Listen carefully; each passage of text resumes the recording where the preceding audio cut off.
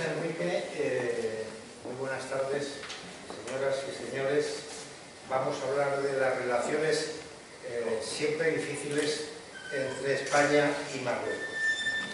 El primer punto que voy a atender es meterles un poco en situación para después meterme en el análisis político de estas relaciones.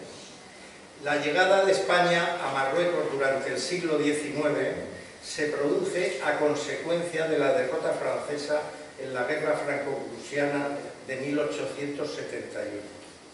Bismarck alentó a las potencias europeas, sobre todo a Francia, para que no pensara en el desquite, a emprender una política de expansión colonial en África, Asia y Oceanía, que culminaría en el Tratado de Berlín de 1885, por el cual las potencias europeas se repartieron el mundo e iniciaron la segunda era del colonialismo europeo. La diplomacia francesa, interesada en el norte de África, quiso evitar la competencia en el Magreb de Gran Bretaña o de Alemania, para lo cual consiguió convencer al gobierno español de lo interesante y productivo que sería para España repartirse con Francia la penetración en Marruecos. Este es el inicio del protectorado de España y de Francia sobre Marruecos. Por el Tratado de Algeciras de 1912, ambos países establecen un protectorado sobre Marruecos. España se queda con la cornisa mediterránea y Francia con la zona atlántica, quedando Tánger como zona internacional.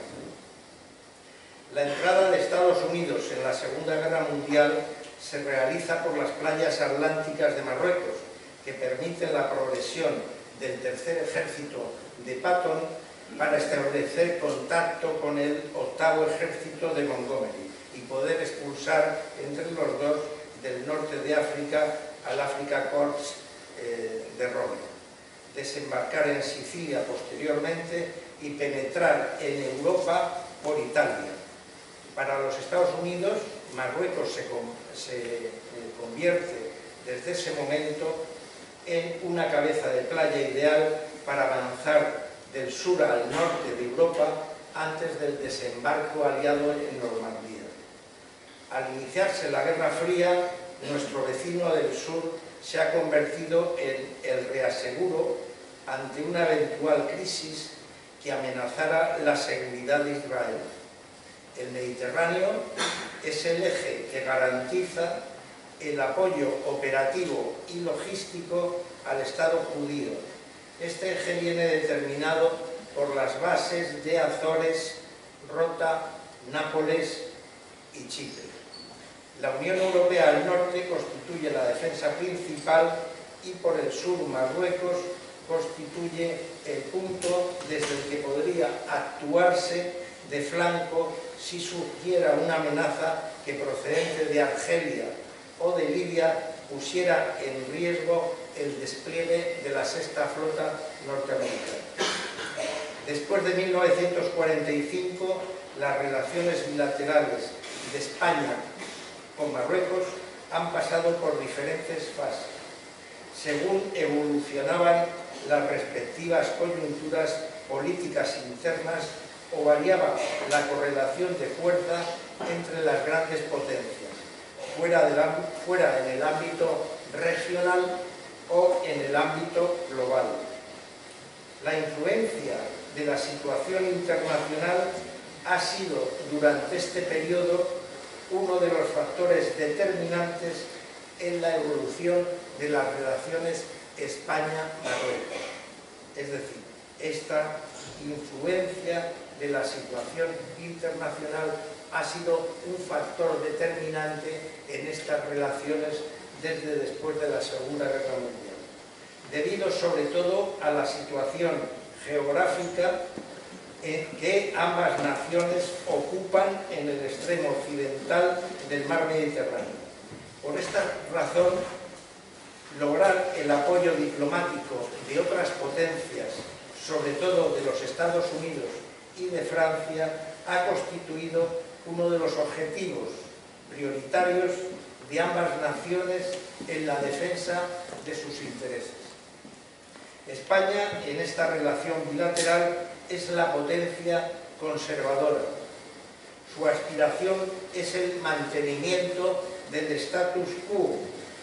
No ambiciona ganancias territoriales y basa su política en la cooperación y en el desarrollo económico de Marruecos, en variados sectores, como digo, económicos, pero también militares, y sin la pretensión de obtener influencia política alguna a cambio de esta inversión en apoyo al desarrollo marroquí.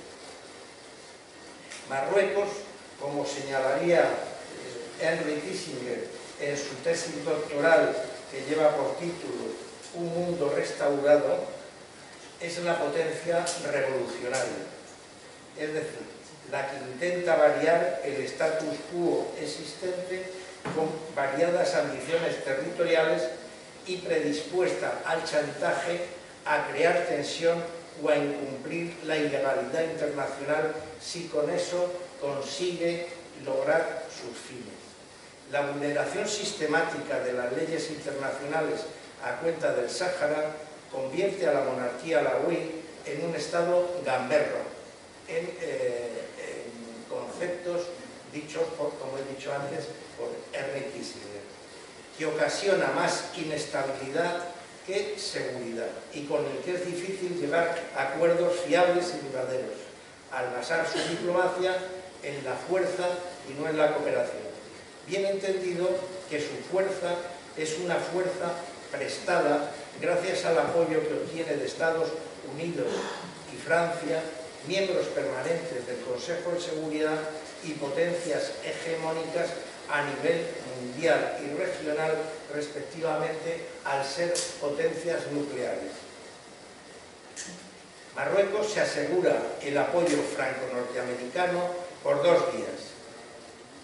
El desarrollo de un potente lobby, sería la primera, en cada uno de estos dos países, así como su alianza incondicional en las crisis internacionales con los intereses de Estados Unidos y Francia, como se vio en la Primera Guerra del Golfo, como se ha visto en el Chad o como se ha visto en el Líbano.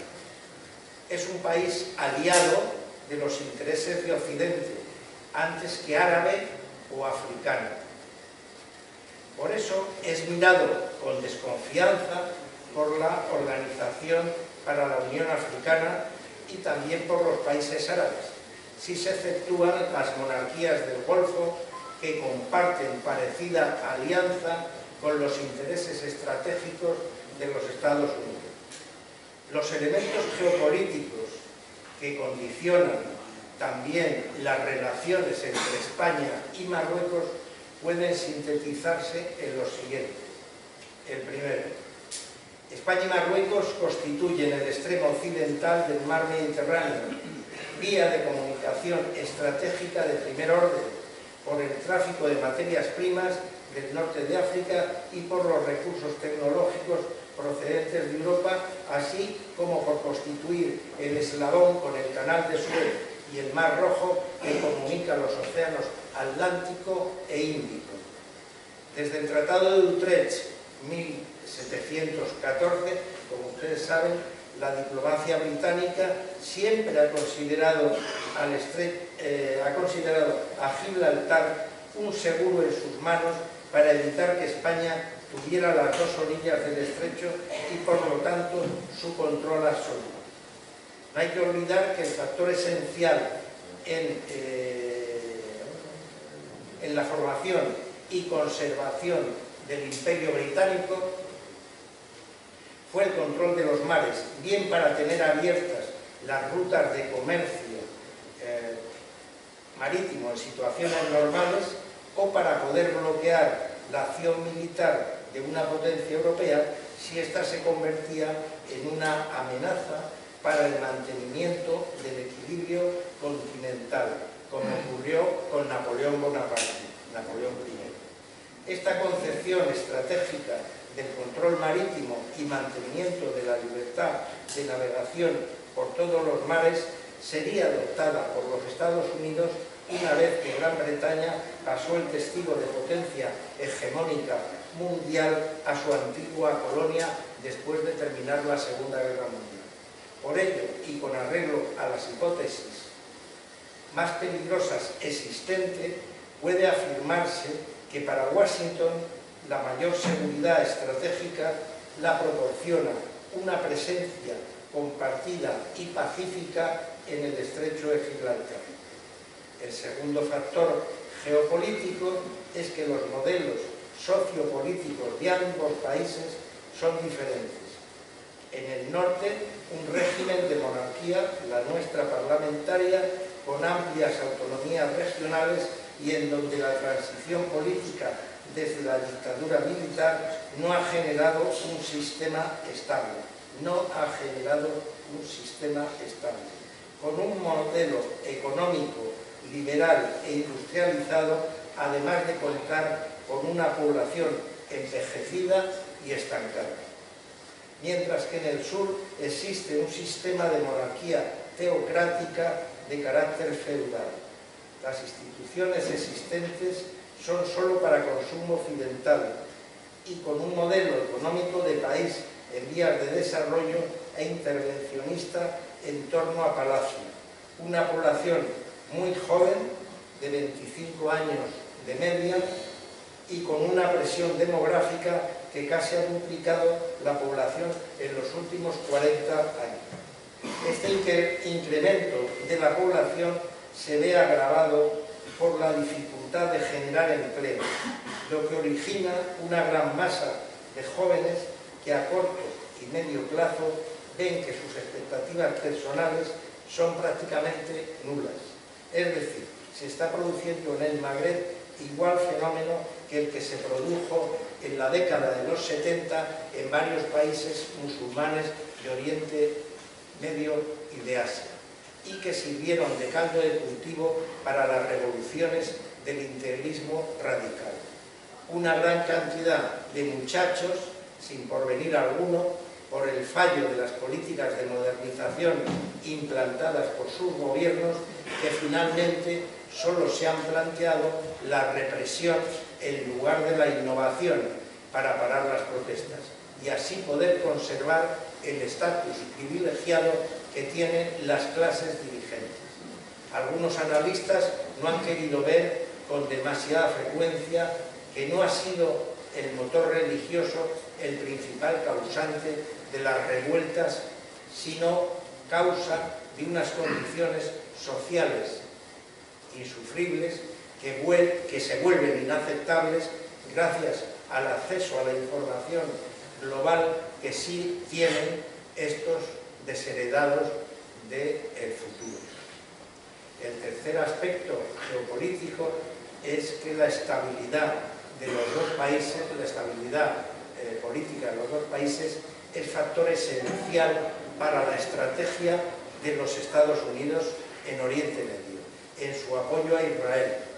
Cuando uno de ellos tiene problemas internos, es preciso asegurar para Washington a toda costa la estabilidad del otro, como sucedió en 1975, cuando está a punto de morir el general Franco y la transición española era una incógnita para el mundo internacional.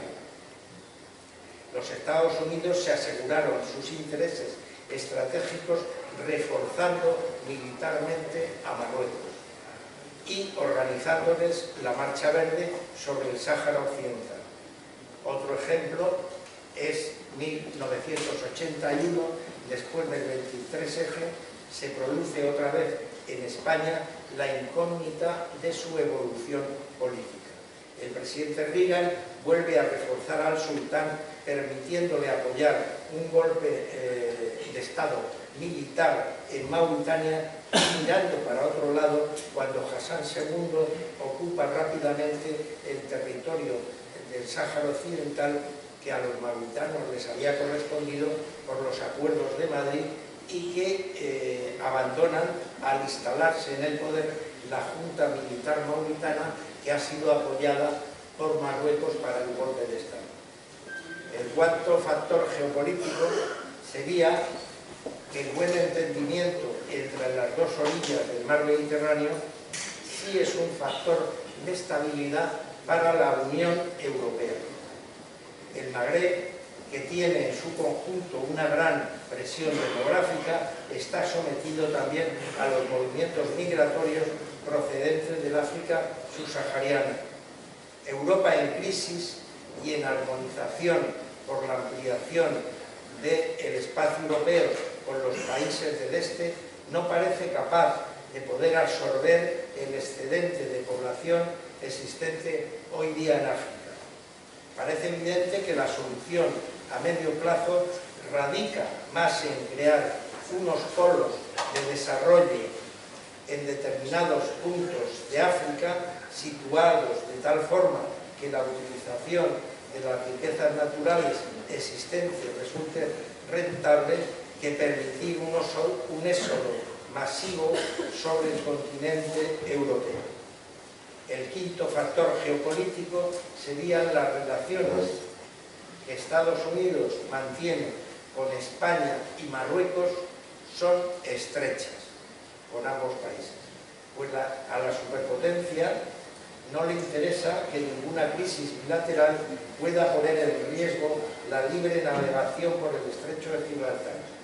España, con su desarrollo industrial y con su entrada en la OTAN y en la Unión Europea, ha podido situar su alianza con los Estados Unidos a un nivel más alejado de la tutela estratégica que tenía durante la dictadura de Franco, además de participar con soldados en la guerra de Afganistán o en el Líbano, sirviendo a los intereses del amigo americano. Para Marruecos, el saldo en los últimos 40 años ha sido mucho peor para su desarrollo económico y político.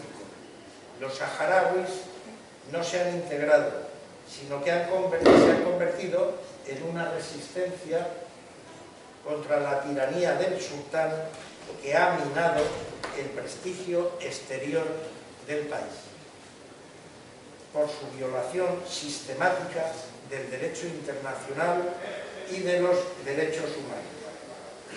Esta debilidad creciente de la monarquía alauí, debilidad política internacional, es cada día más dependiente, hace a Marruecos cada día más dependiente de los intereses de Estados Unidos y de Francia. En ese sentido opera el tratado suscrito entre Rabat y Washington en el año 2004, por el que se crea una zona de libre comercio entre ambos países y que concede a Marruecos el estatus de aliado preferencial de los Estados Unidos.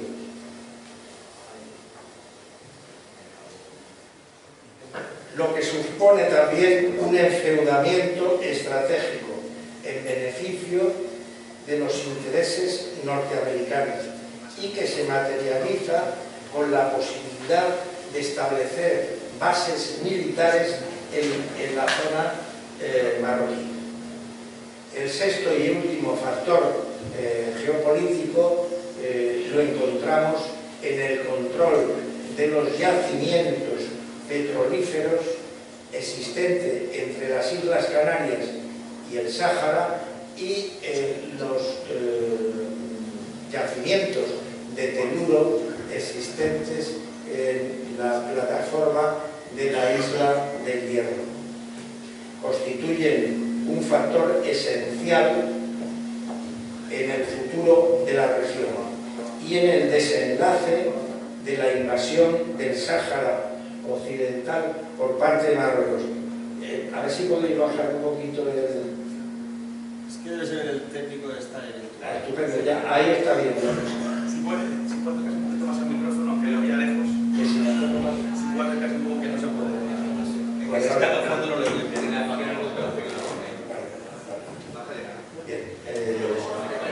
Bien, a ver si ahora me oís los que estáis más al fondo. Mejor ahora.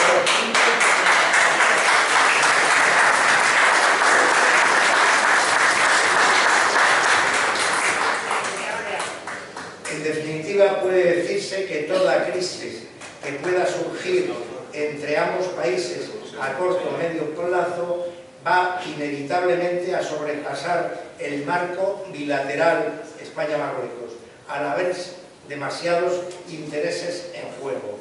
Mohamed VI intentaría en 2002 sondear el apoyo internacional que le prestaría su principal aliado poco después de haberse firmado entre ambos el tratado que reconocía el estatus de Marruecos como aliado preferencial, el que he mencionado antes, de los Estados Unidos, y decidió ocupar el islote Perejil.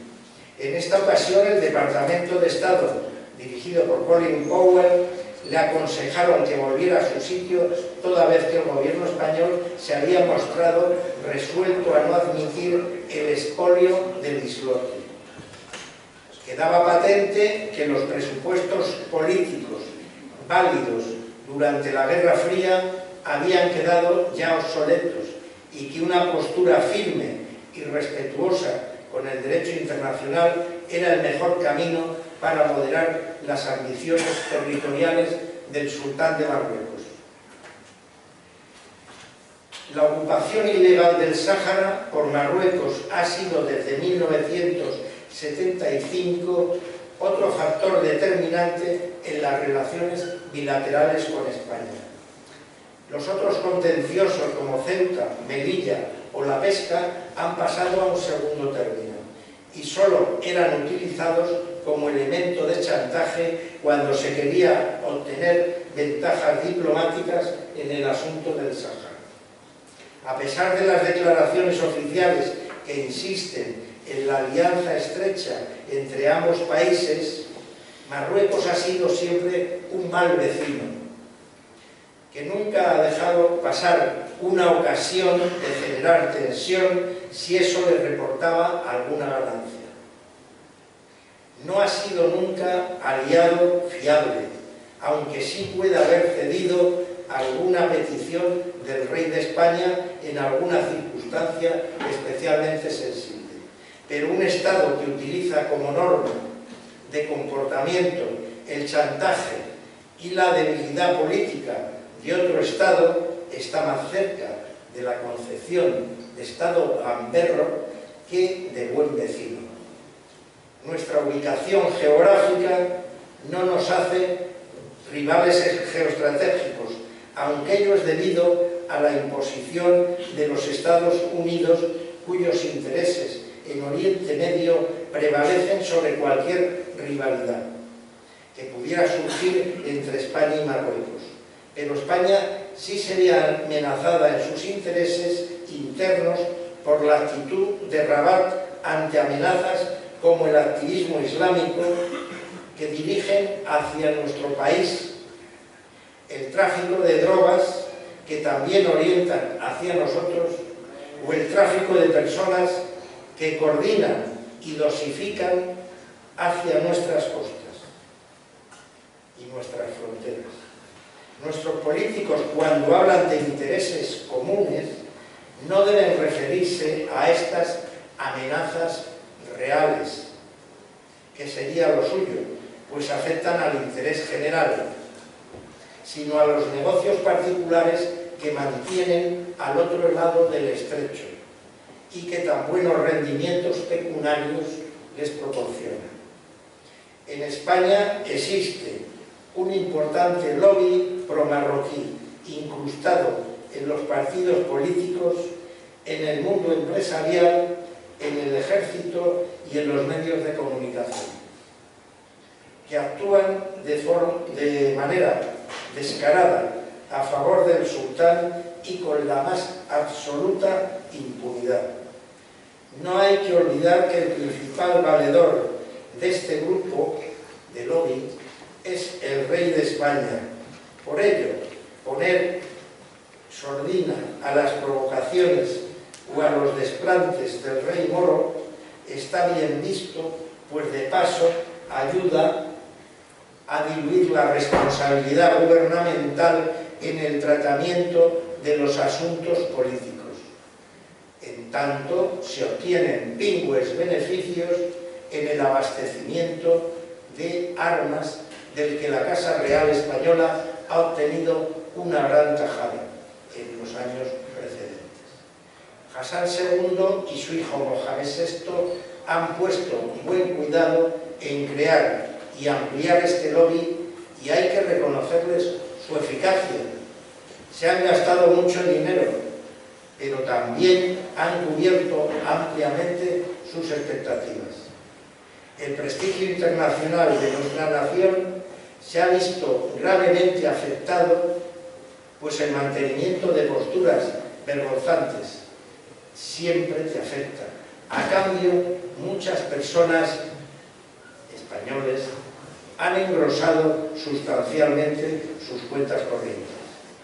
El plan marroquí para apropiarse de nuestras plazas de soberanía tiene el mismo esquema que la Marcha Verde, aunque en este caso quizá no sea necesario ni siquiera marchar, sino introducir en ambas ciudades una cantidad importante de súbditos marroquíes, a quienes con el tiempo se les da la nacionalidad española o se les permite votar en las municipales como residentes. Esta situación es un dislate, pues, que puede convertirse a corto plazo de amenaza en situación incontrolable. Una persona que nace en Marruecos, según la Constitución marroquí, no tiene la posibilidad de renunciar a su nacionalidad. Nace y muere marroquí. Está obligado a ser fiel súbdito del sultán y su infidelidad se considera delito de alta traición, que puede castigarse hasta con la pena de muerte. La manera de aplicar la justicia en el país vecino no es la usual en los países occidentales, en donde existen ciertas garantías procesales y la probabilidad de ser juzgado por un juez neutral, sino que el modelo es el usual en las monarquías musulmanas de carácter feudal, el que se describe en el libro de las 1001 noches, y en donde se castiga por el agraviado, es decir, el sultán, no solo al infractor, sino a toda su familia y amigos directos. Así, los marroquíes que se instalan en España están obligados a la obediencia al sultán de Marruecos y saben que no hacerlo traerá consecuencias inmediatas para la familia que hayan dejado atrás, además de las represalias directas que se tomen contra ellos. Los que coordinan el control sobre la población que reside en España son los funcionarios diplomáticos acreditados en nuestro país, sobre todo los que se ocupan de las funciones consulares.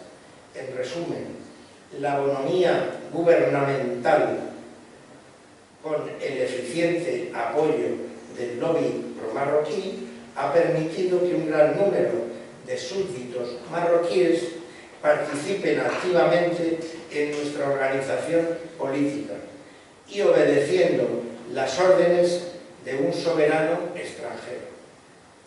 Es evidente que las cosas ya no son como eran durante la Guerra Fría y que una invasión de Ceuta y Melilla no iba a resultar tan fácil como lo fue con el Sáhara.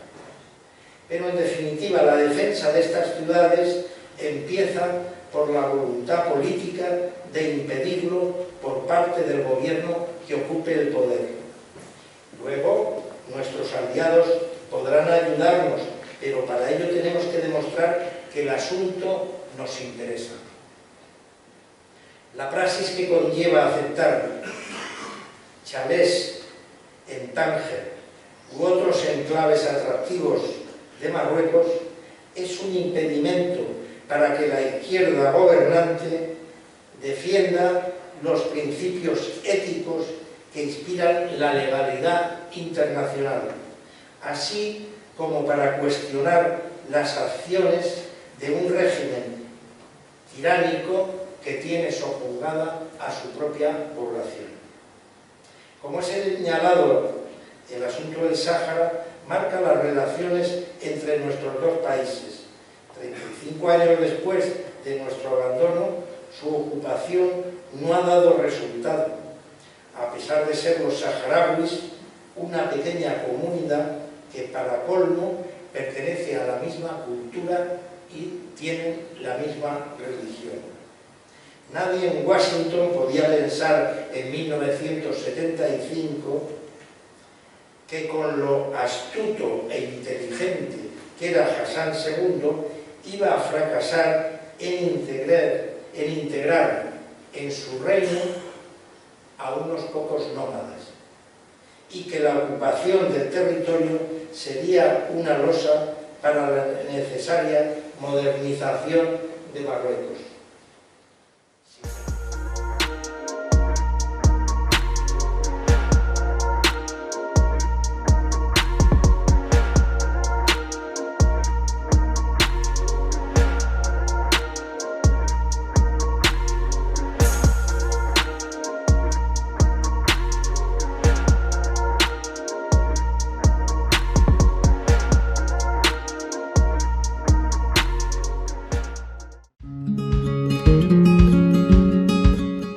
Residencia de Los Ángeles es un hogar para adultos mayores habilitado en la ciudad de Buenos Aires, cuyo objetivo es la atención y cuidado de pacientes de la tercera edad. Más de 30 años de experiencia nos respaldan.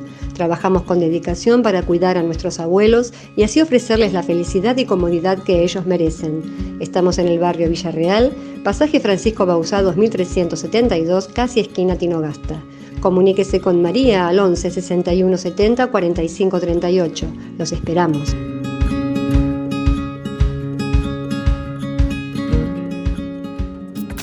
Bienvenidos a CEPA, Centro de Estudios del Pensamiento Americano. Nuevo sitio web de cursos de formación en política, filosofía, historia, literatura, geopolítica, religión, psicología y más. Cursos de formación que reflejan el verdadero pensamiento americano. Lo invitamos a elegir el curso de su agrado ingresando en www.cepa.la.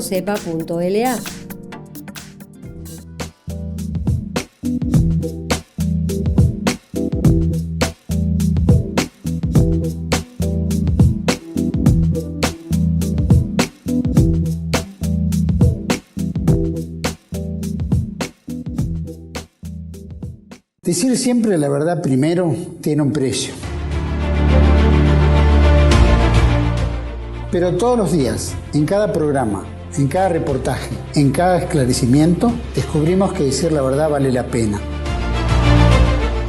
Decir siempre la verdad tiene un precio. Pero cada vez que recibimos tu apoyo, entendemos que seguir luchando vale la pena. Dependemos de tu ayuda. TLB1. Toda la verdad primero.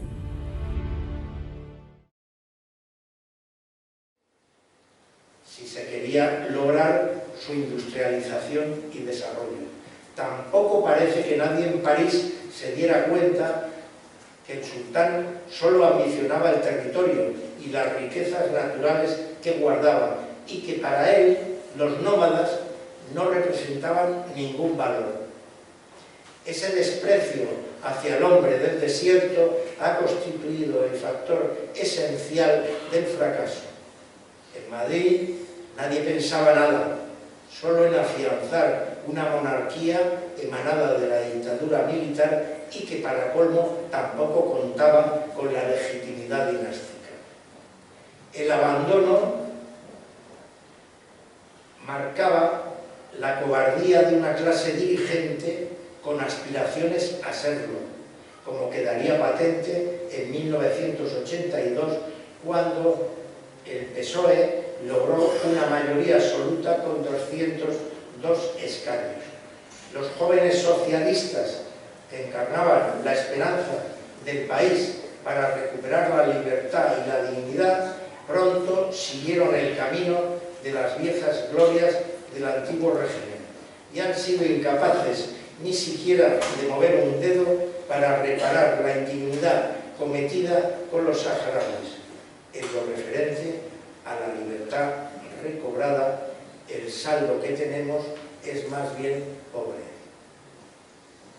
Los tres países responsables de este desafuero, dos por su fuerza Estados Unidos y Francia, y el otro por su debilidad, España, no acertaron en sus previsiones y ello les ha hecho padrinos de la violación del derecho internacional que al prolongarse en el tiempo ha derivado en graves violaciones de los derechos humanos al tener el rey de Marruecos que acudir a la represión si quería conservar lo que estos tres países le habían proporcionado, a pesar de que esta donación vulneraba la Carta de San Francisco, el dictamen internacional de justicia de La Haya de 1976 y la Declaración de los Derechos del Hombre.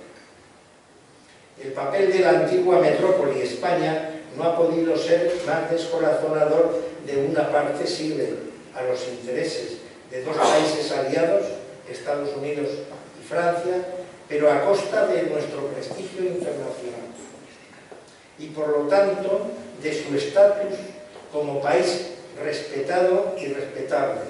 Por otro lado, la comprensión gubernamental a los desmanes marroquíes hace que nuestra nación, además de encubridora de los asesinatos y desapariciones y torturas que se han producido en nuestra última colonia,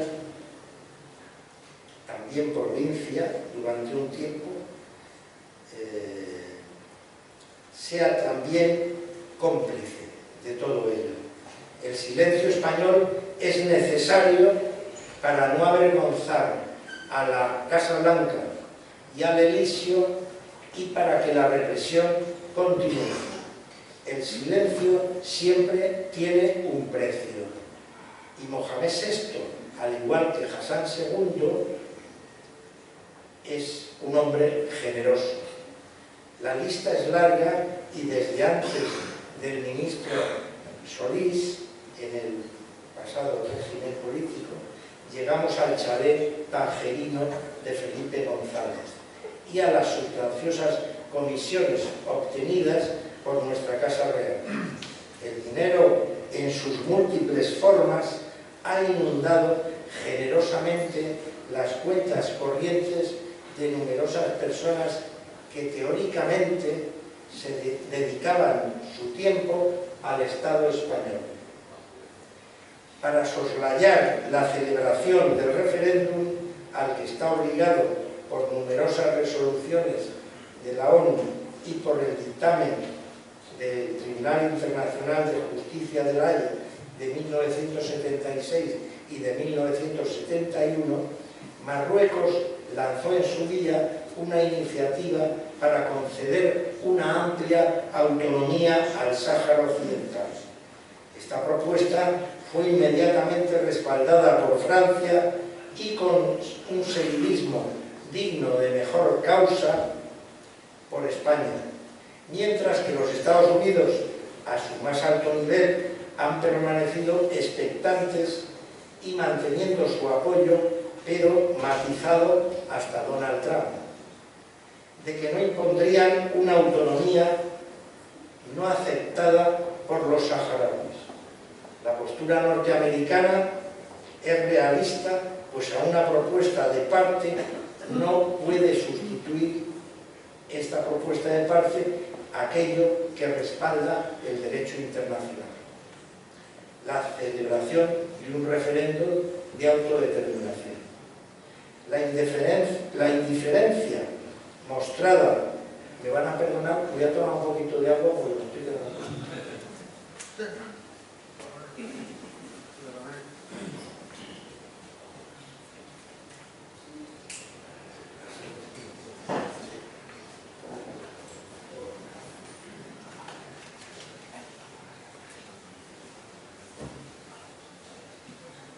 Perdón, continúo. La indiferencia mostrada por la ONU a la autonomía propuesta ha sido el motivo que hace anunciar a Mohamed VI unas profundas reformas constitucionales y la cesión de varias de sus atribuciones. Washington le ha indicado que no es posible hablar de autonomía en un estado feudal y teocrático. Su condición de descendiente del profeta ata de pies y manos al sultán, pues esa naturaleza sobrenatural no puede renunciar al privilegio en beneficio de la soberanía popular. Un decreto real o dajir, según el artículo 19 de la Constitución marroquí, señala que el dajir o el decreto real es una fuente prioritaria de derecho y por ello no puede ser revisada por otra instancia judicial o legislativa. Las reformas anunciadas dejan en entredicho a los gobiernos de Francia y España, que durante tantos años propagaban a los cuatro vientos la homologable democracia marroquí y su carácter de país moderno y avanzado en cuanto a las libertades democráticas.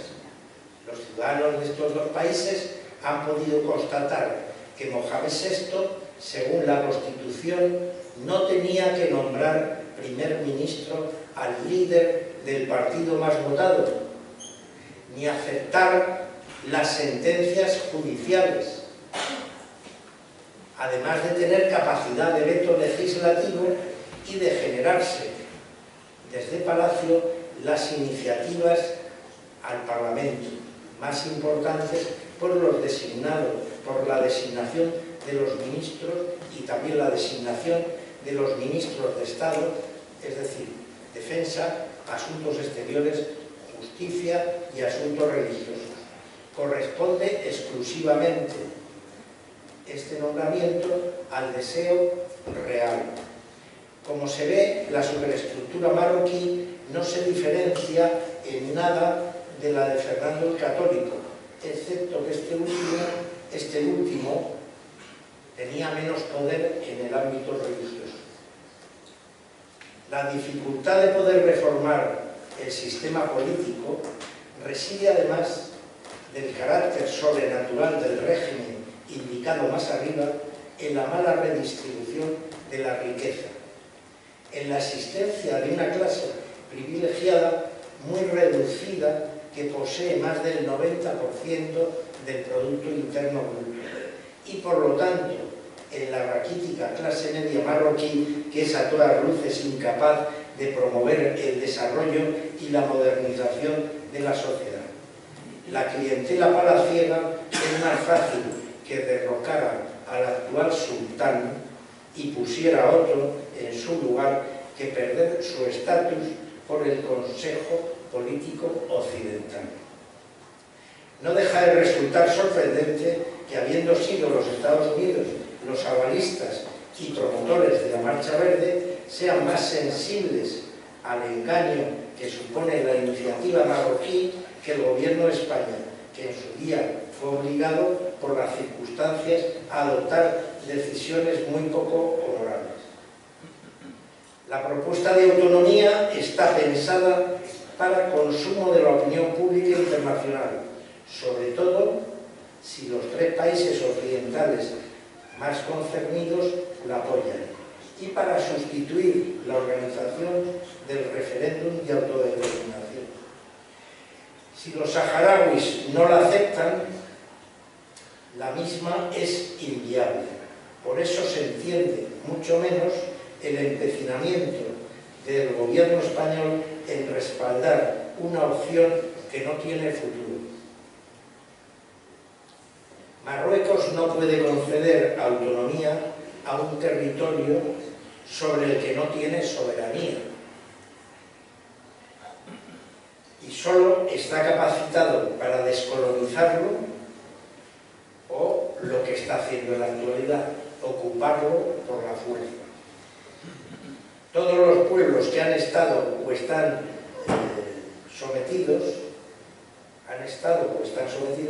tienen derecho, según la Carta de San Francisco, a escoger su propio destino, y el pueblo saharaui todavía no ha tenido esa oportunidad.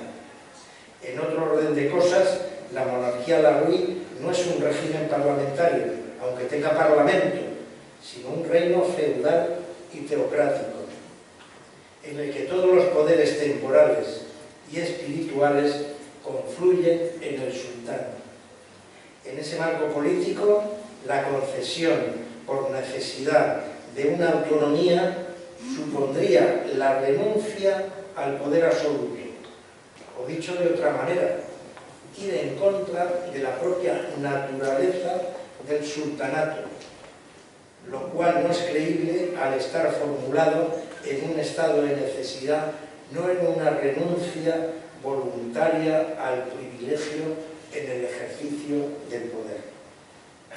Es posible que Mohamed VI piense sobre las autonomías de la misma manera que piensa sobre las elecciones, predeterminando el resultado, o lo mismo que opina sobre las leyes que aprueba la Asamblea Legislativa, que previamente son elaboradas en Palacio y después remitidas a la Asamblea, o sobre la validez de las sentencias que dictan los tribunales de justicia sobre temas importantes para el Magcén. El Magcén es el entorno de Palacio, dictadas previamente desde Palacio.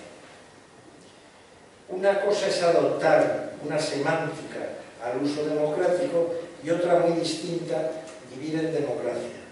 No obstante, la primera razón que he expuesto es determinante. Marruecos no puede dar una autonomía a un territorio sobre el que no tiene soberanía. La segunda es un simple corolario que solo pone de manifiesto la falsedad del rey de Marruecos. Las reiteradas muestras de mala vecindad de las que hace gala nuestro vecino del sur son casi siempre disculpadas por el gobierno español de turno. No solo el actual, de ahí que los marroquíes se identifiquen, y no sin razón, con debilidad política, esa actitud, y así pueda Rabat chantajear de manera permanente a Madrid, casi siempre con éxito, gracias a contar como lobby importantes personalidades españolas y que en cualquier ocasión no pierden la oportunidad de apoyar los intereses del sultán y minimizar los desplantes de este o sus amenazas. Existen tres prácticas con las que es preciso terminar si se quieren iniciar unas relaciones bilaterales presididas por la cordialidad y en un marco de reciprocidad. La primera es la mala costumbre de escoger Marruecos como el primer destino del presidente del Consejo de Ministros electo en España, pues no es allí interpretada como una muestra de cortesía y de deferencia, sino como de debilidad y sometimiento. España, al menos de momento, es la nación fuerte, la que con el dinero de sus ciudadanos intenta aliviar las penurias y el subdesarrollo del pueblo marroquí, por la mala distribución de su riqueza, que está en manos, como he dicho antes, de una clase muy reducida que no pasa del 8% de la población, cercana a Palacio y llena de privilegios. En este asunto nuestro gobierno sí que debería copiar el protocolo francés o norteamericano y aplicarlo, la reciprocidad. En las relaciones internacionales el prestigio es esencial y si un país no defiende su preeminencia y su posición internacional, nadie lo va a hacer por él. La segunda práctica perversa, quizá origen de la anterior, es el asignar al rey de España un papel equivalente en estas relaciones bilaterales al desempeñado por el presidente francés. Este último, el presidente francés, tiene la responsabilidad constitucional de dirigir las relaciones exteriores de su nación. El jefe del Estado español, no. Al asignarle a Juan Carlos I o a Felipe VI un estatus que no le corresponde, conlleva rebajar el nivel político del presidente del gobierno, que es el decisor responsable, legítimo y legítimo de nuestra política exterior, y situarle al mismo nivel que ostenta el primer ministro marroquí, que no está capacitado por sus leyes a tener capacidad decisoria en las relaciones exteriores. Este estado de cosas le permite a nuestro jefe del Estado, desempeñar un papel protagónico y a veces decisivo, opera en contra de los intereses nacionales, al gestionarse las relaciones bilaterales con la persona equivocada. La responsabilidad constitucional en el ejercicio de la acción exterior, como dice la Constitución, no puede ni debe delegarse, aunque sea la persona del jefe del Estado. Hacerlo supone debilitar nuestra posición negociadora y reforzar la del adversario. Por último, es un grave error que las tensiones surgidas en Ceuta o Melilla, siempre por iniciativa marroquí, sean negociadas por los ministros del Interior de ambos países.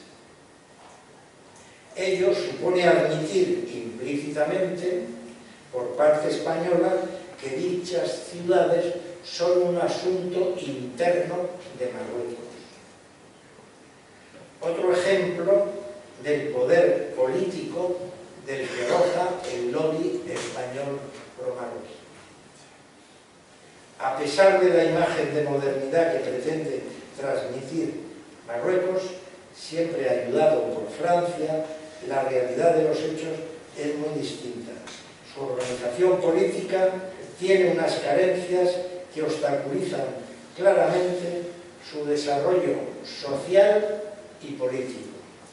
En primer término, hay que considerar que el carácter autocrático y teocrático del Estado dificultan las reformas profundas y convierten en utópicos los deseos de tantas veces publicitados de democratizar el régimen. Para ello sería preciso previamente recortar los poderes temporales y espirituales del rey. Extremo harto difícil, ya que los tiene otorgados en nombre de Alá.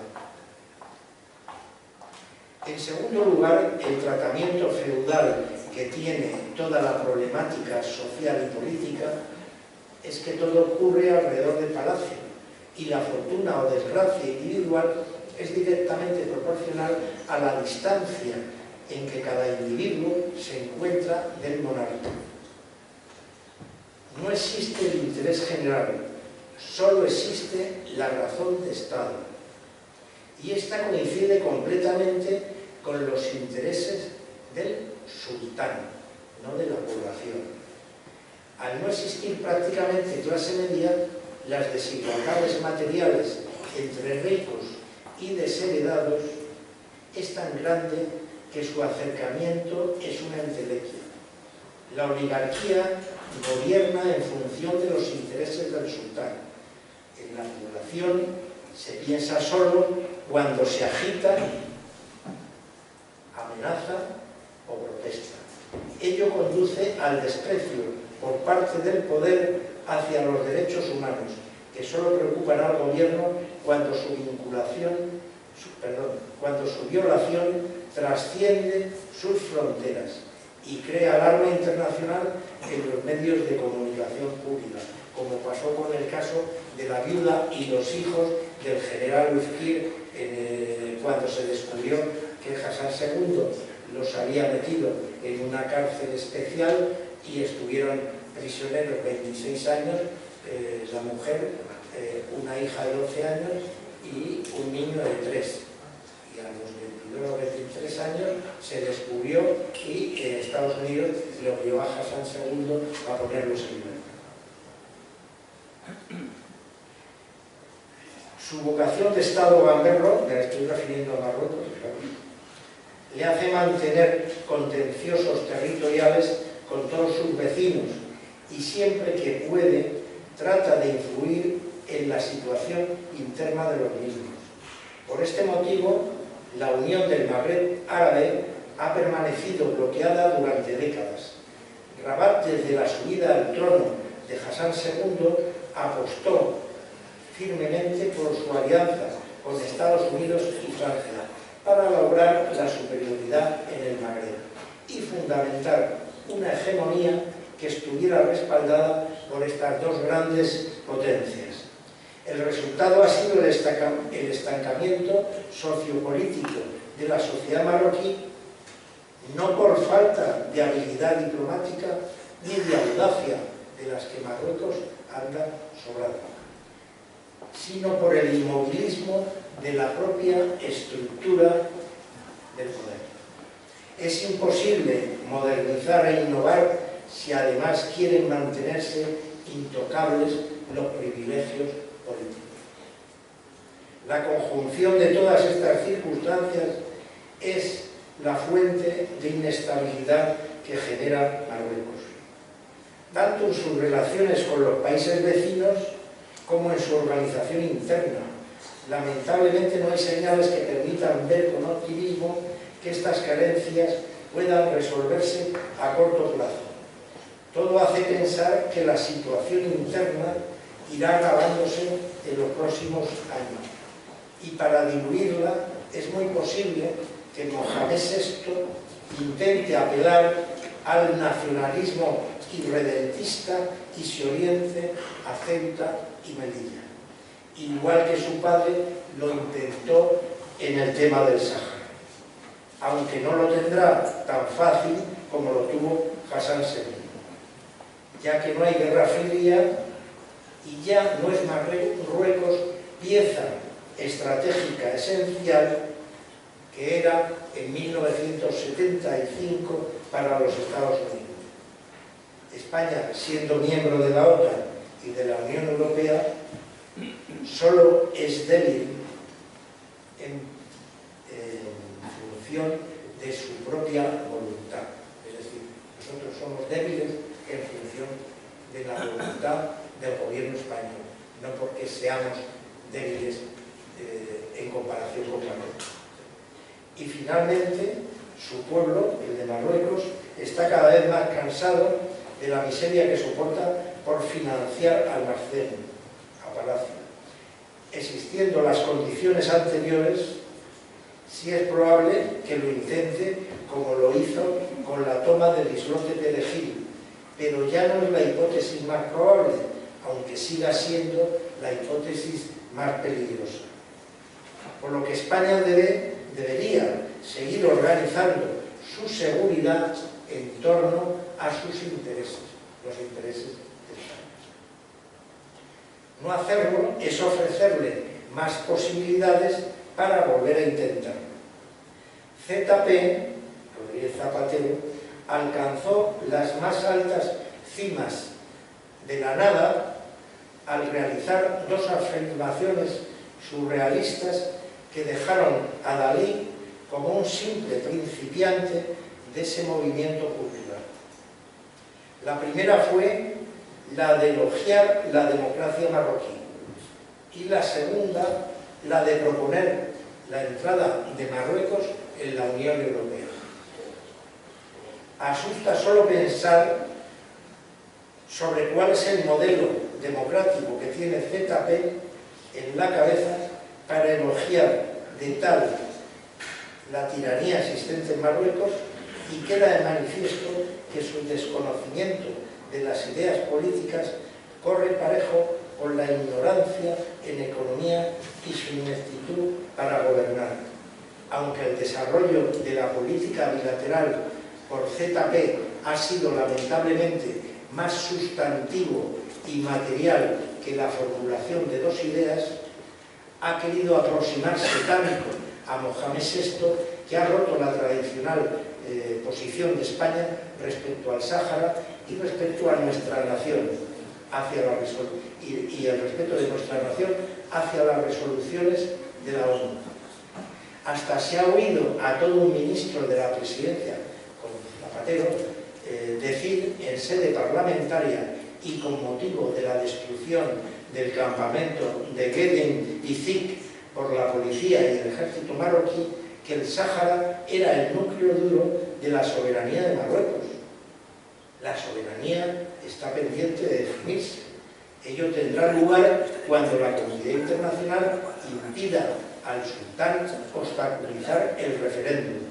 España, según una resolución de la ONU de 2002, sigue siendo la potencia administradora del Sáhara.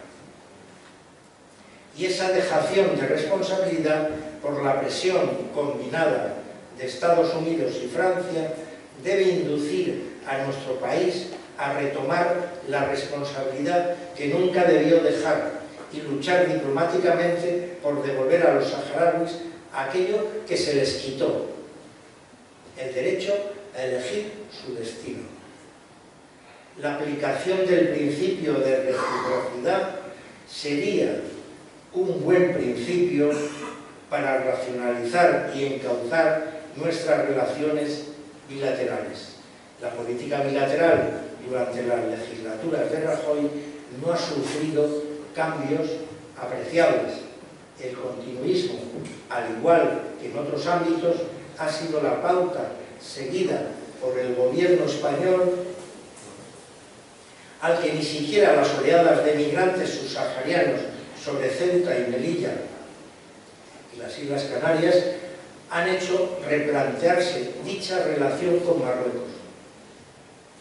Los dos últimos presidentes del gobierno comparten su desprecio por la geografía política. Y Sánchez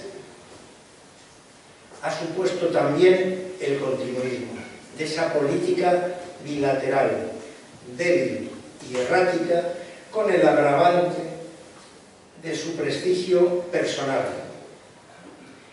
gravemente afectado tanto en el ámbito interno como el internacional. Y con esto ya acabo. Muchas gracias.